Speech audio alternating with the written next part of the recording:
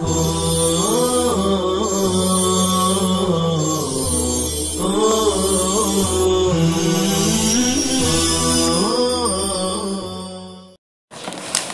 اللہ الرحمن الرحیم الحمد للہ رب العالمین والصلاة والسلام على اشرف الانبیاء والمرسلین وآلہ وصحبہ اجمعین صلی اللہ علی النبی الکریم وخفہ عن ذی جرم جف بالدلک بالارض وجوزه ابو یوسف فی رطب ذی جرم اذا بالغ وبه یفتى وعما لا جرم له بالغسل فقط أي يطهر الخف عما لا جرم له كالبول ونحوه بالغسل فقط وعن المني بغسله سواء كان رطبا أو يابسا أو فرق يابسه إذا كان رأس الذكر طاهرا بأن بال ولم يتجاوز البول عن رأس مخرجه أو تجاوز واستنجى ولا فرق بين الثوب والبدن في ظاهر الرواية. وفي رواية الحسن عن أبي حنيفة رحمه الله لا يطهر البدن بالفرق.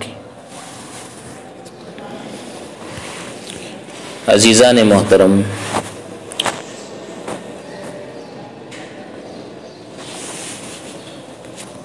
مصلی کا موزہ اگر نجاست آلود ہو جائے تو اسے کس طرح پاک کیا جائے گا؟ خفہ، اس کا موزہ، ضمیر کا مرجع ما قبل میں آ چکا ہے ابتدا میں، وہ ہے مصلی، اس کا موزہ یعنی مصلی کا.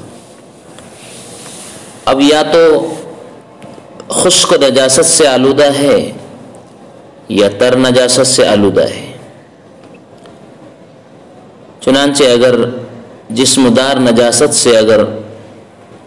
موزہ ملوث ہو گیا اور وہ نجاست سوکھ بھی گئی ہے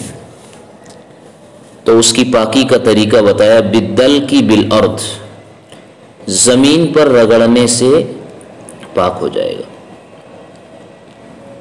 یعنی مصلی کے موزے یا جوتے میں نجاست لگ جائے تو نجاست کا جرم نہیں ہے، جسم نہ ہو. اگر جسم دار ہے تو رگڑنے سے پاک ہو جائے، اور اگر نجاست جرم والی نہیں ہے جیسے کہ پیشاب ہے یا شراب ہے تو اس کا دھونا ضروری ہے.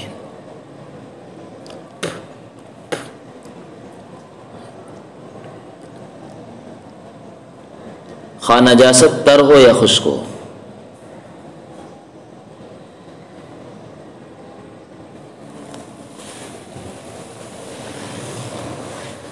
جسمدار نجاست جیسے پاخانہ ہے، لید ہے، گوبر وغیرہ، وہ چمڑے کے موزے یا جوتے پر لگ جائے یا اس کو زمین یا پھر خشک ہو جائے، پھر اس کو زمین سے اتنا رگڑ دے کہ پاخانہ لگا ہوا محسوس نہ ہو تو موزہ پاک ہو جائے گا. قیاس کا تقاضا تو یہ ہے کہ موزہ پاک نہیں ہونا چاہیے کیونکہ چمڑے کے اندر ابھی بھی نجاست موجود ہے. لیکن آگے والی حدیث، یعنی ایک حدیث ہے جس کی بنیاد پر استحساناً موزے کو پاک قرار دیا جائے گا محض رگڑ دینے سے، اور یہ قیاس والی بات امام محمد رحمۃ اللہ علیہ فرماتے ہیں.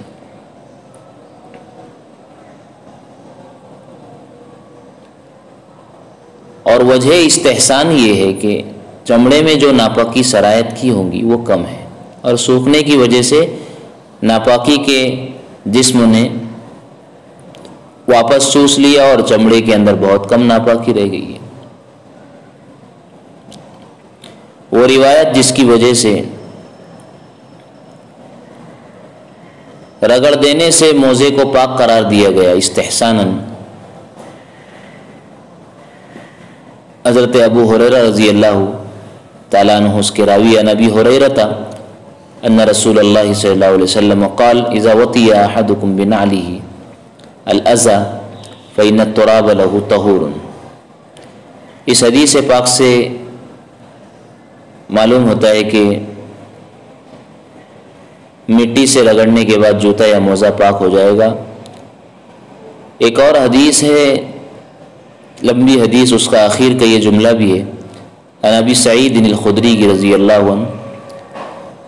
فإذا جاء أحدكم إلى المسجد فلينظر في نعليه فإن رأى فيهما قذرا أو قال أذى فليمسحهما۔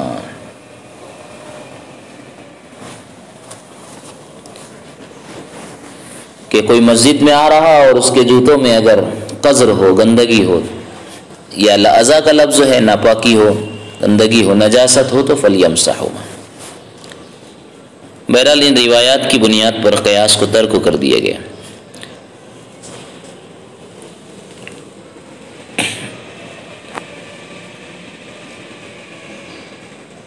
حضرات شیخین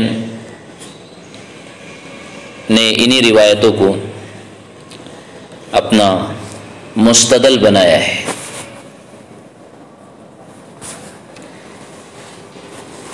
اور ایک دلیل عقلی بھی ہے جو امام محمد رحمۃ اللہ علیہ کو جواب ہے دراصل،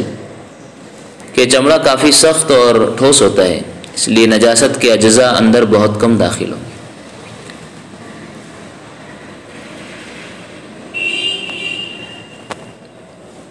اسی طرح پھر موزے کے اوپر نجاست کا جرم جب سوکھے گا تو چمڑے کے اندر گھسی ہوئی نجاست جو تر پانی کی شکل میں ہے اس کو بھی جذب کر لے گا۔ البتہ اگر نجاست تر ہو تو اب دھوئے بغیر کام نہیں چلے گا، لیکن امام ابو یوسف رحمۃ اللہ علیہ کی ایک روایت کہ انہوں نے جسم دار تر نجاست کے سلسلے میں بھی دل کو کافی سمجھا ہے کہ اگر تر نجاست کو زمین سے اتنا رگڑے کہ نجاست کا اثر باقی نہ رہے تو چمڑا پاک ہو جائے گا۔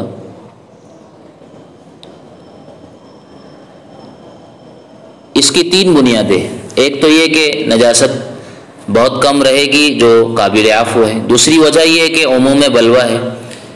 یعنی لوگ عام طور سے اس میں مبتلا ہے، اگر رگڑنے سے پاک نہ قرار دے تو لوگ حرج عظیم میں پڑ جائے گے،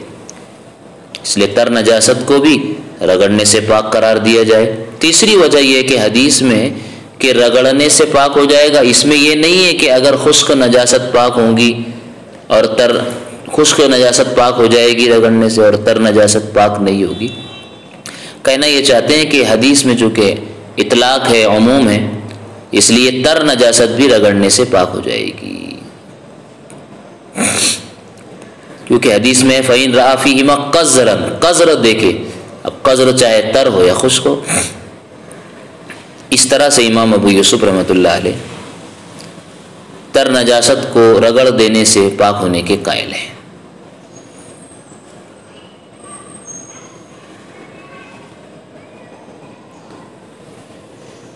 آگے وَبِهِ یفتیٰ کہہ کر شارح صاحب وقایہ نے مفتہ بھی قول قرار دیا ہے اس کو، کہ یہی قول قابل فتویٰ بھی ہے، جیسا کہ آپ اسے حاشیہ نمبر 7 میں دیکھیں گے، اس کی وجہ لکھ رہے ہیں وَبِهِ یفتیٰ لِأَنَّ فِيهِ تَيْسِيرًا، اس میں آسانی ہے، وَإِطْلَاقُ الْحَدِيثِ الْمَذْكُورِ يُؤَيِّدُ، حدیث جو گزر چکی ہے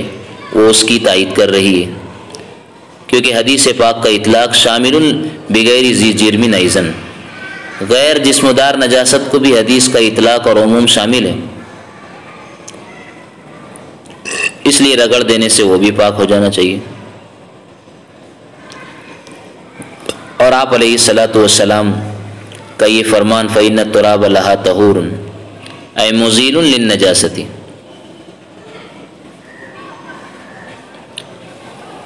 البتہ اگر جوتے میں اور موزے میں اگر شراب یا پیشاب یا وغیرہ جیسی چیز لگی ہو تو اب زمین پر رگڑنے اور مسلنے سے وہ پاک نہیں ہوں گی، نجاست اس کے نہیں نکلیں گی، اس لیے کہ اس کے جو اجزاء ہے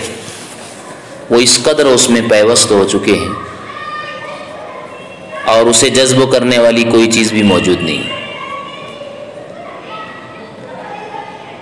اب اسے دھونا ہی ضروری ہے، رگڑنا کافی نہیں، کیونکہ پیشاب یا شراب چمڑے کے اندر کافی گھس گئے اور اس کا کوئی جرم اور جسم نہیں ہے کہ اس کو جذب کر کے نکال لے، اس لیے سوکھنے کے بعد پیشاب چمڑے کے اندر ہی رہ جائے گا، نجاست کا زوال پایا نہیں جائے گا، اس لیے دھونا ہی ضروری ہے۔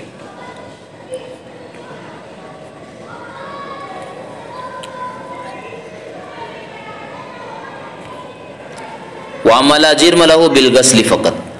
اور بہرحال ایسی نجاست اگر موزے چمڑے کے موزے یا جوتے میں لگی ہو جس کا جرم نہیں، جسم نہیں، بالغسل فقط، تو صرف دھونے سے پاک ہوگی۔ یطہر الخف وَأَمَّا لَا جِرْمَ لَهُ كَالْبَوْلِ وَنَحْوِهِ بالغسل فقط، یعنی پاک ہوگا موزہ ایسی نجاست سے جس کا جسم نہیں ہے، جیسے کہ پیشاب اور اس کے جیسی چیز جیسے کہ شراب، بالغسل فقط، صرف دھونے سے۔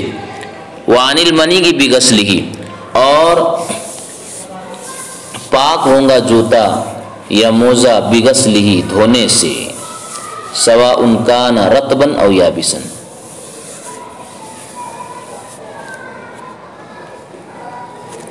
پاک ہوگا منی سے۔ اب ظاہر سی بات ہے منی بدن کو لگے گی یا کپڑے پہ لگے گی تو اس کو دھونا ضروری ہے، چاہے منی تر ہو اور یابسن یا خشک ہو۔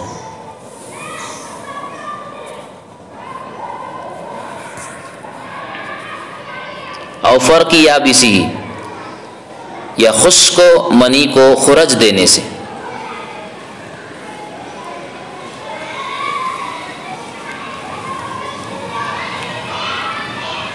اس سلسلے میں حضرت عائشہ صدیقہ رضی اللہ تعالی عنہ کی بہت سی روایات ہیں۔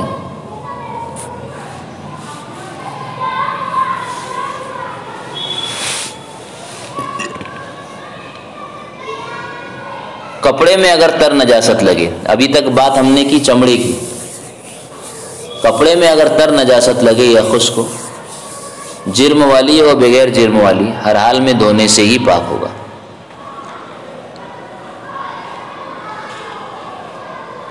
حدیث ہے کہ سألت عائشہ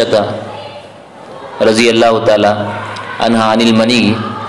یصیب الثوب، حضرت عائشہ صدیقہ رضی اللہ تعالی عنہ سے منی کے سلسلے میں، یعنی اس کی طہارت کے سلسلے میں جو کپڑے کو لگ جائے، پوچھا گیا، فقالت، کہتی ہے، کنت اغسلہ من ثوب رسول اللہ صلی اللہ علیہ وسلم فیخرج الی الصلاۃ واثر الغسل فی ثوبہ، کہ میں رسول اللہ صلی اللہ علیہ وسلم کے پیرہان مبارک سے، کپڑے سے منی کو دھوتی تھی، پھر آپ نماز کے لیے چلے جاتے اور غسل اور دھونے کا اثر کپڑے میں موجود ہوتا۔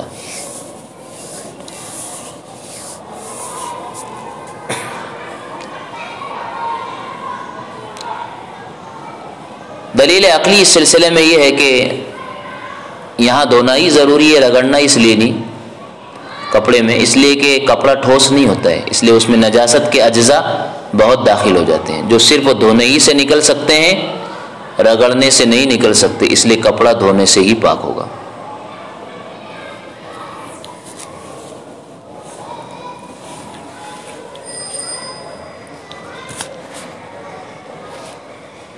اب یہ جو فرمایا وعن المنی بغسلہ، کہ منی پاک ہوگی دھونے سے، چاہے تر منی ہو یا خشک منی ہو، اس کے عطف میں اشکال ہے، اس لیے کہ بظاہر اس کا عطف ذی جرم کے قول پر ہو رہا ہے یا اما لا جرم لہو کے قول پر ہے، لیکن اس وقت اعتراض ہے۔ اعتراض اس وقت ہوتا ہے کہ موزے وغیرہ کے حکم میں اس کی تخصیص نہیں، بلکہ یہ حکم بدن اور کپڑے پر بھی حاوی ہے، لہذا صحیح یہ ہے کہ اس کا عطف ان نجس مرئین پر ہے۔ تیسری بات بیان کی اوفر کی یابسی، اس میں کہ بے خرج دینے سے بھی منی پاک ہو جائے گی خشک ہو تو؟ اس سلسلے میں حضرت عائشہ کی روایت ہے کہ کنت افرق المنی من ثوب رسول اللہ صلی اللہ علیہ وسلم، رواہ مسلم، کہ میں رسول اللہ صلی اللہ علیہ وسلم کے کپڑے سے منی کو خرج دیتی تھی۔ نیز بیہقی اور دارقطنی کی روایت میں کہ میں جناب رسول اللہ صلی اللہ علیہ وسلم کے کپڑے سے مرطوب منی کو دھو دیتی تھی اور خشک منی کو خرج دیتی تھی۔ مرطوب اگر منی گیلی ہوتی تو میں اسے دھو دیتی، اور اگر خشک ہوتی تو میں اسے خرج دیتی تھی۔ انا عائشہ قالت کنت افرق المنی من ثوب رسول اللہ صلی اللہ علیہ وسلم اذا کان یابسا واغسلہ اذا کان رطبا۔ دونوں باتیں اس میں موجود ہیں۔ اور منی کپڑے پر خشک ہو جائے تو رگڑنے سے پاک قرار دیا جائے گا، اور تھوڑا بہت جو اثر باقی رہے گا وہ قابل عفو ہے۔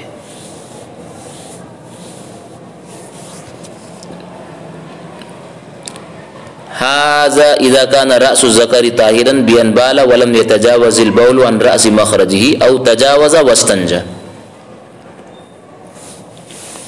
یہ کھرچنے سے طہارت اور پاکی کی ایک صورت اور شکل پیش فرمائی شارح وقایہ نے۔ الحمدللہ کہ منی دھونے سے پاک ہوتی ہے، خاطر ہو یا خشک ہو، یا بسبب رگڑنے و خرچنے سے۔ خشک منی کے یہ حکم اس وقت ہے جب ذکر کا سر پاک رہے، اذا کان راس الذکر طاہرا،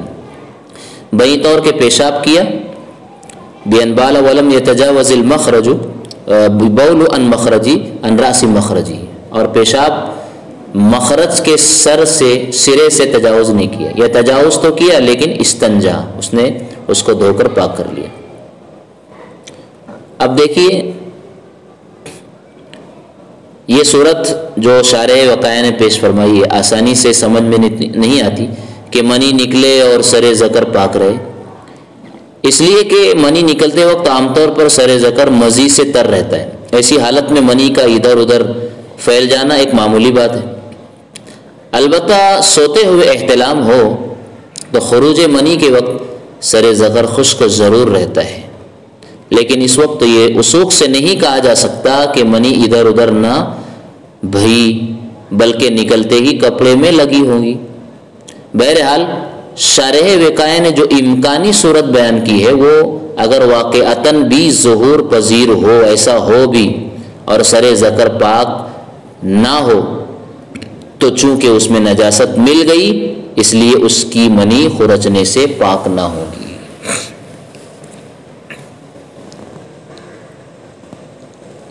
اس کی منی خرچنے سے وہ پاک نہ ہوگا۔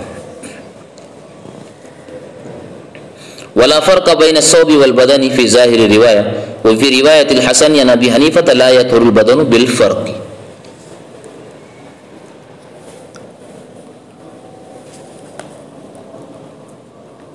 ظاہر الروایت میں کپڑے اور بدن کے درمیان کوئی فرق نہیں ہے، اور امام ابو حنیفہ سے حضرت حسن کی روایت میں ہے کہ رگڑنے سے بدن پاک نہیں ہوتا۔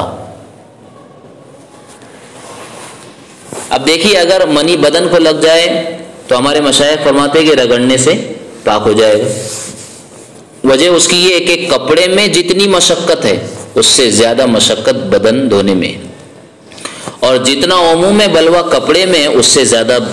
عموم بلوہ یعنی منی کا لگنا یہ بدن کے سلسلے میں۔ اس لیے حدیث کی بنا پر جب کپڑے کو رگڑنے سے پاک ہونا بتایا گیا تو بدن کو بھی رگڑنے سے پاک ہو جانا چاہیے۔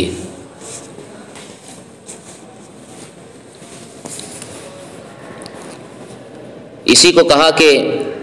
ولا فرق بین الثوب والبدن فی ظاہر الروایہ، ظاہر الروایت میں کوئی فرق نہیں، یعنی جس طرح سے منی اگر کپڑے میں لگ جائے اور خشک ہو جائے تو رگڑنے سے پاک ہو جائے گی، ایسے بدن میں لگ جائے تو بھی پاک ہو جائے گا بدن۔ ظاہر الروایت تو یہی ہے۔ البتہ امام ابو حنیفہ سے ایک روایت جس کو امام حسن ابن زیاد نے روایت کی ہے کہ اگر منی بدن میں لگ جائے تو دھوئے بغیر بدن پاک نہیں ہوگا۔ اس کو رگڑنے سے اب کام نہیں چلے گا، دھونا ہی پڑے گا۔ اس کی دو وجہ ہیں،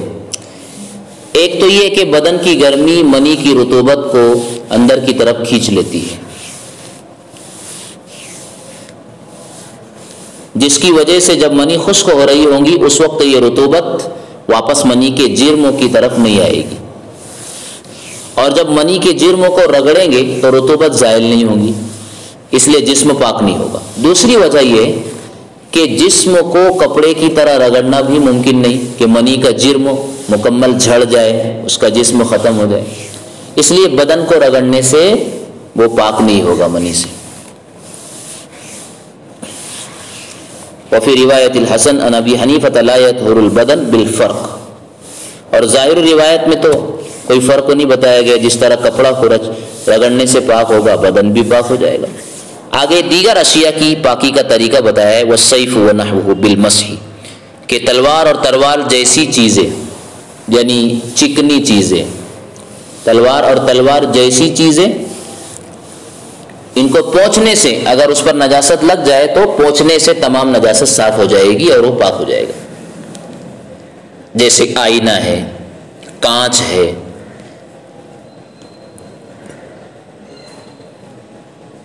پوچھنے سے تمام نجاست صاف ہو جائے گی۔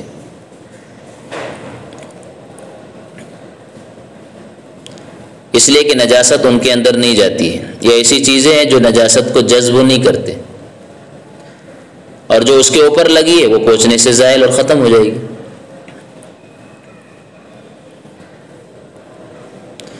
لیکن تلوار یا آئینہ نقشین ہو یا کھردورا ہو، اس میں کوئی نقش و نگار ہو اور یا کھردورا ہو، تو نجاست مکمل صاف نہیں ہوگی، اس لیے اب پوچھنے سے کام نہیں چلے گا بلکہ دھونا پڑے گا، اس لیے کہ نجاست کو اس میں ٹھہرنے اور رکنے کے مواقع اب پیدا ہو گئے، نقش نگار کی وجہ سے یا کھردورا ہونے کی وجہ سے۔ اسی کو فرمایا والسیف ونحوہ بالمسح، والبساط بجرء الماء علیہ لیلۃ، اور بستر اور بچھونا پاک ہو جائے گا اس پر ایک رات ایک دن پانی کے بہا دینے سے۔ یہاں لیلۃ فرمایا تو لیلۃ کے ساتھ جو ہے اس دن بھی داخل ہے، صرف اور ایک رات مراد نہیں ہے بلکہ رات کے ساتھ دن بھی داخل ہے۔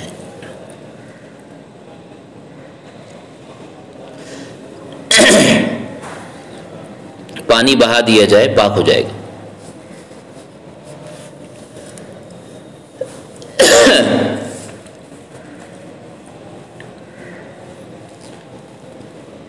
والارض والآجر المفروش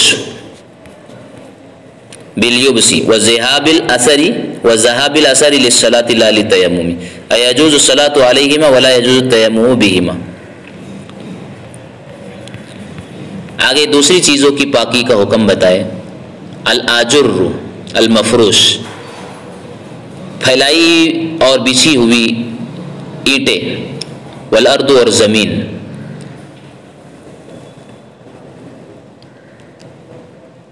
زمین اور بچھی ہوئی اینٹیں سوکھنے اور نجاست کے اثر چلے جانے سے پاک ہو جائے گی، نماز کے خاطر نہ کہ تیمم کے لیے۔